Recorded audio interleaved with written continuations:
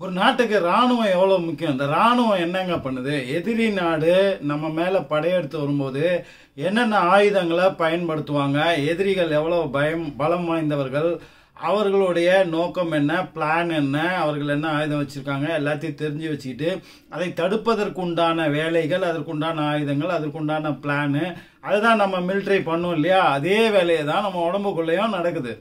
நீங்கள் கண்ட இடத்துக்கு போகிறீங்க, கண்ட உணவை சாப்பிட்றீங்க. ஆனால் உங்கள் உடம்பு என்ன பண்ணுதுன்னா, நீங்கள் இருக்கக்கூடிய சூழல், அதை சுற்றி உள்ள பாதிப்புகள், அதை சுற்றி உள்ள ஆபத்துகள், அது நமக்கு வர்றதுக்கான வாய்ப்புகள் என்னென்ன, நீங்கள் சாப்பிட போகிற உணவு என்ன, சாப்பிடக்கூடிய உணவு என்ன, அதனால் வரக்கூடிய ஆபத்து என்ன, இது எல்லாத்தையும் முன்கூட்டியே தெரிந்து அதுக்கேற்ற மாதிரி தடுப்பு நடவடிக்கைகளை பண்ணி அது ரெடியாக இருக்குது.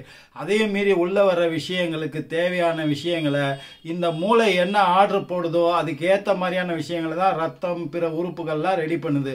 இதுக்கு பத்தாத விஷயங்கள், அந்த ஃபார்முலாக்குள்ள தேவைப்படுற விஷயங்களில் எது உங்கள் உடம்புல இல்லையோ அது உடம்பு உங்களுக்கு கேட்கும். அதை நீங்கள் உணவின் மூலமாகவோ இல்லை மருத்துவர் கொடுக்குற மருந்து மாத்திரைகள் மூலமாகவோ நீங்கள் உள்ளே கொடுக்கும்போது அந்த மூளை அதுக்கான ஃபார்முலாவை ரெடி பண்ணுது. அப்படித்தான் உங்கள் உடம்பை அது பாதுகாத்துக்குது. இதுதான் பேசிக் ஃபார்முலா.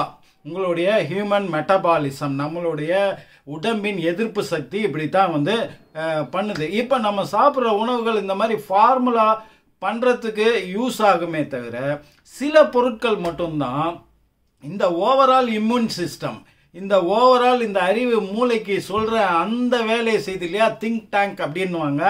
மூளைக்கு அந்த பவர் கொடுக்கறது, சிந்திக்கிறது, திறமையாக ஃபார்முலாக்கு உருவாக்கக்கூடிய விஷயங்களை சில பொருட்கள் கொடுக்குது. அதில் ஒரு உணவுப் பொருளை பற்றி தான் இன்றைக்கி நம்ம பேச போகிறோம். அது என்னன்னு கேட்டிங்கன்னா அக்ரூட், வாதாம் கொட்டை அப்படின்னு சொல்கிற வால்நட் அப்படின்றது. உங்களில் பல பேர் சாப்பிட்ருப்பீங்க, சில பேர் பார்த்துருப்பீங்க, ரேராக சாப்பிடுவீங்க. இது கொஞ்சம் காஸ்ட்லியான பொருள். ஆனால் இந்த பொருளை வச்சுக்கிட்டு நம்ம 100% பலனை அனுபவிக்கிறது. இப்போ மூளைக்கு நல்லது, ஹேருக்கு நல்லது, ஸ்கின்னுக்கு நல்லது, வெயிட் லாஸ்க்கு நல்லது. அக்ரூட்டை பற்றி இது இவ்வளோ நமக்கு கிளியராக தெரியும்.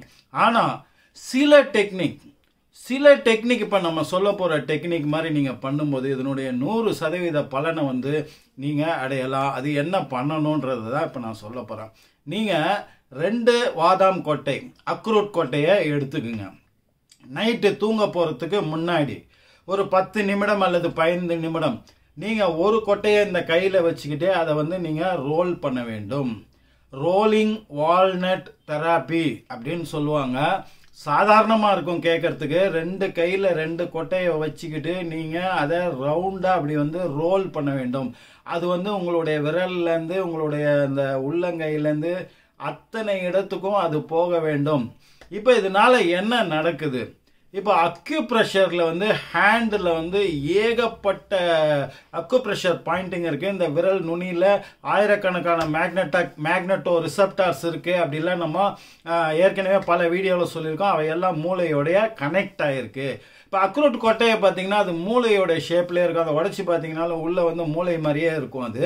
இப்போ அதில் அந்த நெளிவு சுழிகள், ஷார்ப்பான எட்ஜஸ்லாம் இருக்கு இல்லையா, அது இயற்கையால் படைக்கப்பட்ட மிகப்பெரிய எக்யூப்மெண்ட்டுங்க அது. இப்போ நம்ம சில ப்ரெஷர் பாயிண்டில் குறிப்பிட்ட அளவுக்கு அழுத்தம் கொடுக்கறது, என்னதான் விரலில் கொடுத்தாலும் மிஷினில் கொடுத்தாலும் இன்ஸ்ட்ருமெண்ட் வச்சு கொடுத்தா கூட ஒரு குறிப்பிட்ட அளவுக்கு ஷார்ப்னஸும் குறிப்பிட்ட அளவுக்கான ப்ரெஷரும் அதில் கொடுக்கறதுன்றது 100% அச்சீவ் பண்ண முடியாது. ஆனால் இந்த அக்ரூட் கட்டையை கையில் வச்சு நம்ம உருட்டும் போது அதுக்கு தேவையான அந்த ப்ரெஷர், கரெக்டான ப்ரெஷர் புள்ளியில் கரெக்டான ப்ரெஷர் கொடுக்குற மாதிரியான அந்த அமைப்பில் அந்த கொட்டை இருக்கிறதுனால இதை வேர்ல்டில் நிறைய டாக்டர்ஸ், நிறைய பேர் இதை சஜஸ்ட் பண்ணுறாங்க. இதுக்கு வால்நட் ரோலிங் டெக்னிக் அப்படின்னு சொல்கிறாங்க. இப்போ 2 கொட்டையை கையில் வச்சுக்கிட்டு நீங்கள் இந்த மாதிரி ரோல் பண்ண வேண்டும். ஒரு நிமிடம் 2 நிமிடம் நீங்கள். அதுக்கப்புறம் ஒரே கையிலே 2 கொட்டையும் மாற்றிட்டு அந்த 2 கொட்டையும் வட்டமாக வர மாதிரி அதை முடிஞ்ச வரைக்கும் ரொம்ப கஷ்டப்பட்டு எதுவும் பண்ண வேணாம். 2 கொட்டையும் ரோல் ஆகணும். அது அப்படி பண்ணும்போது இன்னும் எஃபெக்டிவாக இருக்கும். அப்புறம் இந்த கையில் மாற்றி இந்த கையில் பண்ணணும். இப்போ 2 கொட்டையும் ஒரு கையில் வச்சுக்கிட்டு இந்த மாதிரி ரப்பிங் அண்ட் மசாஜிங் அப்படின்னு சொல்லுவாங்க. இந்த மாதிரி பண்ணணும். அப்புறம் அந்த கொட்டையை கையில் வச்சுக்கிட்டு உங்களுக்கு எப்படிலாம் பண்ணணும், உருட்டணும், ரோல் பண்ணணும் அப்படின்லாம் தோணுதோ, கம்ஃபர்டபுளாக இருக்குதோ, பேசிக்கிட்டே கூட இதை பண்ணலாம், டிவி பார்த்துக்கிட்டே பண்ணலாம். இந்த மாதிரி பண்ணும்போது ஆட்டோமேட்டிக்காக நீங்கள் பல விதமான அக்யூப்ரெஷரை தனித்தனியாக பண்ண தேவையில்லை.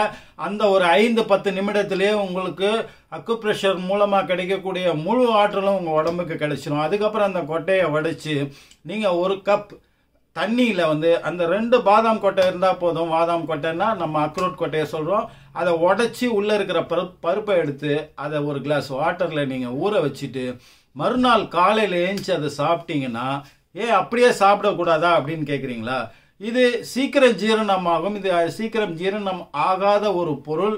நீங்கள் வெயிட் லாஸ் பண்ணுறதுக்கு சாப்பிட்றதுக்கு முன்னாடி இதை ஊற வைக்காமல் அப்படியே சாப்பிட்டீங்கன்னா வயிறு ஃபுல்லான மாதிரி ஒரு ஃபீலிங் கிடைக்கும். அதனால் நீங்கள் சாப்பிட்ற சாப்பாட்டோட அளவு கம்மியாகும். அதனால் வெயிட் லாஸ் கிடைக்கும். ஆனால் நீங்கள் இதை காலையில் ஏஞ்சி சாப்பிடும்போது, நீங்கள் காலையில் டிஃபன் சாப்பிடணும் இல்லையா, அதுக்கு முன்னாடி நீங்கள் இதை சாப்பிடும்போது சீக்கிரமாக அதே ஜீரணம் ஆகிடும். அதே மாதிரி மத்தியானம் லஞ்சுக்கும் நைட்டு டின்னருக்கும் இடையில ஈவினிங் ஸ்நாக்ஸ்ன்னு சாப்பிட்றீங்க இல்லையா, அந்த டைமில் வேறு எதையும் சாப்பிடாம இந்த மாதிரி ஊற வச்சு இந்த பாதாம் கொட்டை இப்போ ஈவினிங்கில் சாப்பிட்றதா இருந்தால் நம்ம அப்படியே கூட சாப்பிட்லாம்.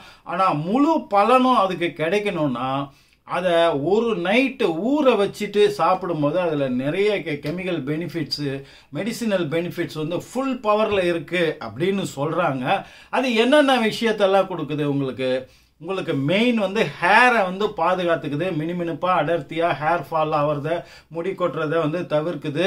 அதுக்கப்புறம் ஸ்கின்னுனா ரேடியன்ட் ஸ்கின், அப்படியே மினுமினுக்கக்கூடிய, கருப்பாக இருந்தால் கூட அந்த மினுமினுப்பு, ஷைனிங், அந்த அட்ராக்ஷனான அந்த ஸ்கின்னுக்கு இந்த அக்ரூட் கொட்டை மிக நல்லதுன்றாங்க.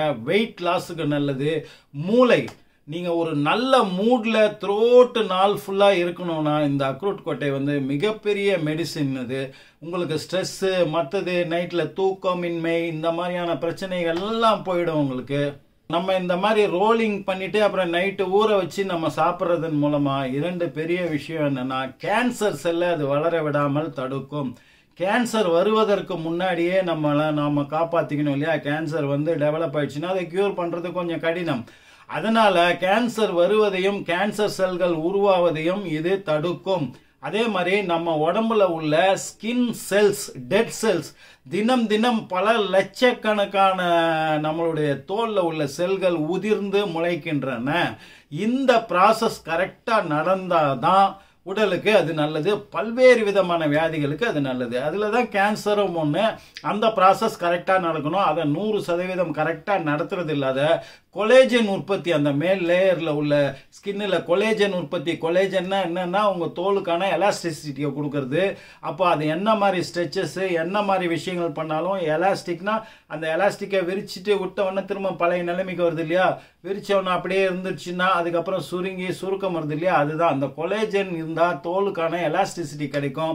எலாஸ்டிசிட்டி தோலில் இருந்ததுன்னா உங்களுக்கு வயதானாலும் இளமையான தோற்றம் இருக்கும். அந்த சுருக்கங்கள், அந்த வயதான அந்த தோலினுடைய அந்த இது வராது. டெட் செல்ஸ் எல்லாம் கரெக்டாக புது செல்ஸ் முளைக்கும். அதனால உங்களுக்கு கேன்சர் செல்ஸ் வளர்வதை இது தடுக்கும். அதே சமயத்தில் ரேடியன்ட் ஸ்கின்னுக்கு இது யூஸ் ஆகும். அப்புறம் டைப் 2 டயபெட்டிஸ். இப்போ நம்ம இது ரோல் பண்ணும்போது பார்த்தீங்கன்னாலே அந்த 5-10 நிமிஷத்துலேயே உங்களுக்கு இந்த கை அப்படியே செவந்து போகிறது நல்லா தெரியும். ஏன்னு கேட்டிங்கன்னா உடம்பு பூரா அந்த பிளட் சர்க்குலேஷனை அது ஸ்டிமுலேட் பண்ணி ஸ்மூத்தன் பண்ணி ரொம்ப ஃபாஸ்ட்டாக பண்ணணும். அதனால தான் நமக்கு டல்லாக ஒரு மாதிரி ட்ரௌசியாக இருந்தால் கூட இது பண்ணும்போது ஒரு எனர்ஜி கிடைக்கும். உடம்புல உள்ள அத்தனை பார்ட்ஸுக்கும் அந்த பிளட் சர்க்குலேஷன் அது கரெக்டாக போய் சேர்ந்துட்டாலே போதும். பல வியாதிகள் உங்களுக்கு குணமாயிடும். அதை சரி வேற பண்ணுது இந்த இது. ஸோ அதனாலையும் இதே இரவில் ஊற வச்சு காலையில் சாப்பிட்றதுனாலையும் டைப் 2 டயபெட்டிஸ், சுகர் லெவல் மிக கண்ட்ரோல் ஆகுதுன்னு சொல்கிறாங்க. ஸோ டயபெட்டிஸ் பேஷண்ட்டு இப்போ இதை தினம் 2 அல்லது 3 கொட்டைக்கு மேலே சாப்பிடக்கூடாது. அதிகமாக சாப்பிட்டா அது எதிர்விளைவுகளை உண்டு பண்ணும். நாம் சொல்கிறது என்னென்னா வாரத்தில் 3 நாள், ஒரு நாளைக்கு 3 கொட்டைன்னு வாரத்தில் ஏதாவது 3 நாள் நீங்கள் அதிகபட்சம் சாப்பிட்லாம். அக்ரூட் கொட்டை உங்கள் மூளைக்கு யோசிக்கும் திறனையும் சுற்றுச்சூழல்லேருந்து உங்களை பாதுகாக்கக்கூடிய திறமையும் உங்கள் உடலுக்கான நோய் எதிர்ப்பு சக்தி ஃபார்முலாவை உருவாக்குற அளவுக்கு பிரெயின் ஃப்ரெஷ்ஷாக வைப்ரண்ட்டாக யோசிக்கக்கூடிய வல்லமையும் கொடுக்கறனால முடிந்தவரை இந்த வால்நட்டை நீங்கள் வாங்கி சாப்பிடுங்க. நாம சொன்ன முறைப்படி சாப்பிடுங்க. அடுத்த ஒரு நல்ல வீடியோவில் உங்களை சந்திக்கிறேன். அதுவரை உங்களிடமிருந்து விடைபெறுவது உங்கள் AJH.